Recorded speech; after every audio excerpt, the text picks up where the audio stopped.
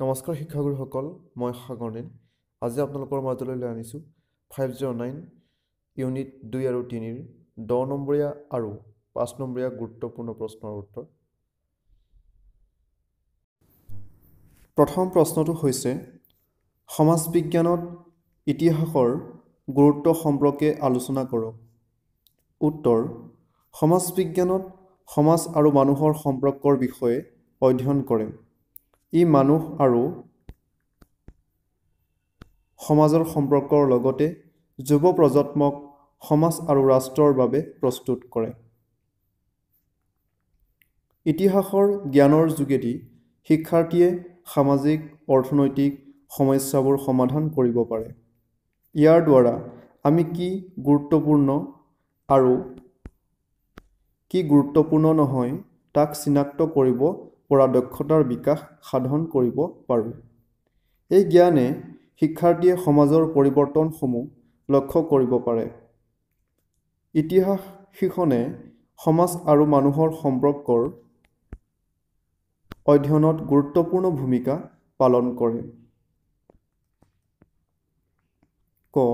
একবিংশ শতিকাৰ বৈজ্ঞানিক আৰু প্ৰযুক্তিবিদ্যাৰ বিপ্লৱৰ বাবে পৃথিৱীখন সৰু গাঁৱত পৰিণত হৈছে।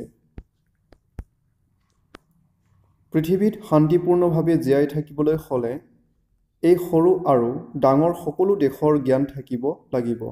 সেইবাবে ইতিহাস অধ্যয়নৰ প্ৰয়োজন। খ. শিশুক বিজ্ঞান আৰু গণিত বেলেগ বিষয় হিচাপে শিকোৱা হয়।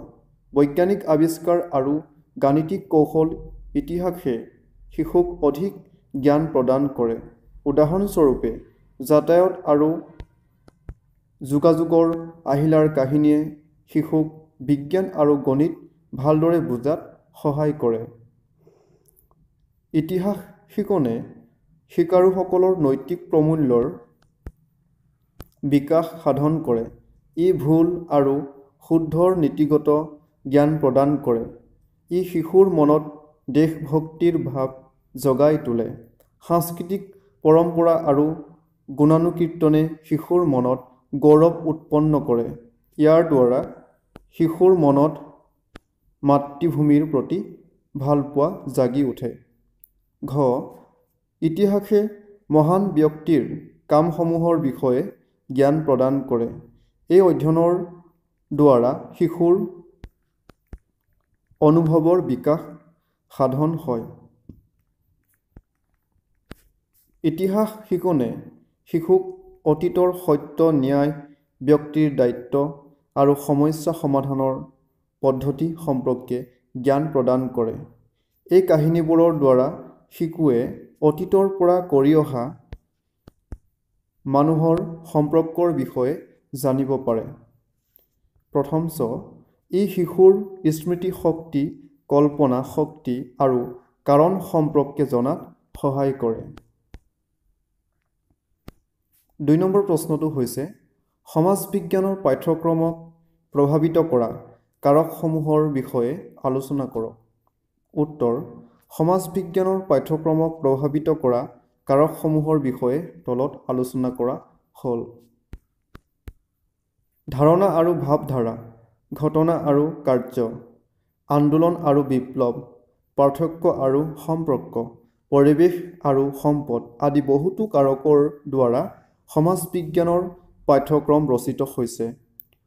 ঊনবিংশ শতিকাৰ আগলৈকে ভাৰতত সমাজ বিজ্ঞান বুলি কোনো আছুতীয়া বিষয় নাছিল। ঔপনিৱেশিক শাসকসকলে এই পাঠ্যক্ৰমৰ নিৰ্মাণ কৰিছে, য'ত ব্ৰিটিছৰ প্ৰভুত্ব, ভাৰতীয় লোক, ঔপনিৱেশিক চৰকাৰৰ বিষয়ে জ্ঞান প্ৰদান কৰা হ'ল। এই ভাৱধাৰাসমূহে সমাজ বিজ্ঞানৰ পাঠ্যক্ৰমৰ ওপৰত প্ৰভাৱ পেলায়। ভাৰতৰ অসমসত্বপূৰ্ণ জনসংখ্যা, ইয়াৰ বিকাশ আৰু সামাজিক সাংস্কৃতিক অৱস্থা, সামাজিক অস্থিৰতা আৰু সংঘাত আদিয়েও সমাজ বিজ্ঞানৰ ওপৰত প্ৰভাৱ পেলায়। বিশ্বত ভাৰতৰ স্থান আৰু ইয়াৰ পৰিৱেশ, সম্পদ, ৰাজনীতি, ক্ষমতাৰ সংগ্ৰাম আৰু মানুহৰ ওপৰত সমাজ বিজ্ঞানে গুৰুত্ব আৰোপ কৰে। দেশে বহুতো সমস্যাৰ সন্মুখীন হৈছে। জনসংখ্যা বিস্ফোৰণ, দৰিদ্ৰতা, সমতা, শোষণ, বিকাশ আৰু অন্তৰ্ভুক্তিকৰণ আদি। এই সকলোবোৰে সমাজ বিজ্ঞান পাঠ্যক্ৰমক প্ৰভাৱিত কৰে। ৩ নম্বৰ প্ৰশ্নটোলৈ আহিছোঁ। ৰাষ্ট্ৰীয় পাঠ্যক্ৰম সংৰচনা, নেশ্যনেল কাৰিকুলাম ফ্ৰেমৱৰ্ক, চমুকৈ আমি কি বুলি জানো? NCF। NCF-এ সমাজ বিজ্ঞানৰ তথ্যৰ আঁচনি সম্পৰ্কে কি বৰ্ণনা কৰিছে? NCF 2005 মতে পৌৰবিদ্যাৰ পৰিৱৰ্তে কি নাম হ'ব লাগে? উত্তৰ, ৰাষ্ট্ৰীয় পাঠ্যক্ৰম সংৰচনা NCF 2005-এ সমাজ বিজ্ঞানৰ তথ্যৰ আঁচনি সম্পৰ্কে বৰ্ণনা কৰিছে যে সমাজ বিজ্ঞানে বৈচিত্ৰ্যপূৰ্ণ সমাজক সামৰি লয় আৰু ইয়াত ইতিহাস, ভূগোল, ৰাজনীতি বিজ্ঞান, অৰ্থনীতি বিজ্ঞান, সমাজতত্ত্ব আৰু নৃতত্ত্ব আদি বিষয় অন্তৰ্ভুক্ত কৰা হয়।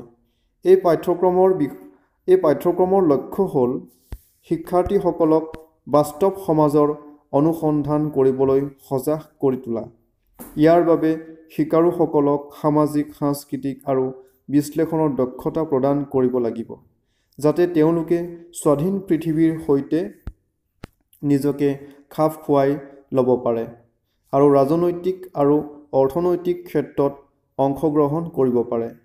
সমাজ বিজ্ঞানৰ সৈতে এক দায়িত্ব জড়িত হৈ থাকে। NCF অনুসৰি মানৱীয় প্ৰমূল্য, সমতা, স্বাধীনতা, বিশ্বাস, পাৰস্পৰিক সন্মানৰ এক শক্তিশালী চেতনা নিৰ্মাণ কৰা আৰু শিশুসকলৰ মাজত গঠনাত্মক, নৈতিক আৰু মানসিক শক্তি উৎপন্ন কৰা, সামাজিক প্ৰমূল্যক উদ্দীপিত কৰা, কাৰকবোৰৰ বিষয়ে সজাগ কৰি তোলা। অৰ্থাৎ এনেবোৰ সামাজিক প্ৰমূল্য উদ্দীপিত কৰা কাৰকবোৰৰ বিষয়ে সজাগ কৰি তোলা। লগতে পৌৰবিদ্যাৰ পৰিৱৰ্তে ৰাজনীতি বিজ্ঞান শব্দটো ব্যৱহাৰ কৰিবলৈ NCF 2005-এ পৰামৰ্শ দিছে। ৪ নম্বৰ প্ৰশ্নটোলৈ আহিছোঁ। ভাৰতৰ সমাজ বিজ্ঞানৰ পাঠ্যক্ৰমৰ বিকাশত ঔপনিৱেশিক যুগৰ বিশেষ অৱদানৰ বিষয়ে আলোচনা কৰক। অৰ্থাৎ যেতিয়া ভাৰতবৰ্ষখনক ব্ৰিটিছে শাসন কৰিছিলে তেতিয়াৰ বিশেষ অৱদানৰ বিষয়ে আলোচনা কৰিবলৈ কৈছে। উত্তৰ, ভাৰতৰ সমাজ বিজ্ঞানৰ পাঠ্যক্ৰমৰ বিকাশত ঔপনিৱেশিক যুগৰ বিশেষ অৱদান আছে। এই যুগতেই সমাজ বিজ্ঞান আছুতীয়া বিষয় হিচাপে গঢ়ি তোলা হৈছিল আৰু পাঠ্যক্ৰমৰ বাবে অন্তৰ্বস্তুৰ নিৰ্বাচন কৰা হৈছিল। ব্ৰিটিছসকলে প্ৰথমে ভাৰতৰ ইতিহাস লিখিছিল। ঔপনিৱেশিক শাসকসকলে আধুনিক বৈজ্ঞানিক সৰ্বেক্ষণ পদ্ধতিৰ ব্যৱহাৰ কৰি ভাৰতৰ দৈৰ্ঘ্য আৰু প্ৰস্থৰ অনুসন্ধান কৰিছিল। এই আটাইবোৰে ভাৰত আৰু পৃথিৱীৰ বিষয়ে বৃহৎ পৰিমাণৰ তথ্যৰ যোগান ধৰে। ভাৰত আৰু ইয়াৰ লোকসকলৰ তথ্য পোহৰলৈ আহে। ঔপনিৱেশিক শাসকসকলে এই জ্ঞানসমূহক ভাৰতৰ সমাজ বিজ্ঞানৰ পাঠ্যক্ৰমত অন্তৰ্ভুক্ত কৰিছিল। শ্ৰদ্ধাৰ শিক্ষাগুৰুসকল, মোৰ এই চেনেলটোক যদি আপুনি এতিয়াও ছাবস্ক্ৰাইব কৰা নাই তেন্তে এতিয়াই ছাবস্ক্ৰাইব কৰিব, লগতে বেল আইকনটো প্ৰেছ কৰি দিব, যাতে মোৰ এনেধৰণৰ নতুন ভিডিঅ'ৰ ন'টিফিকেশ্যন আপুনি লগে লগে পাই যায়।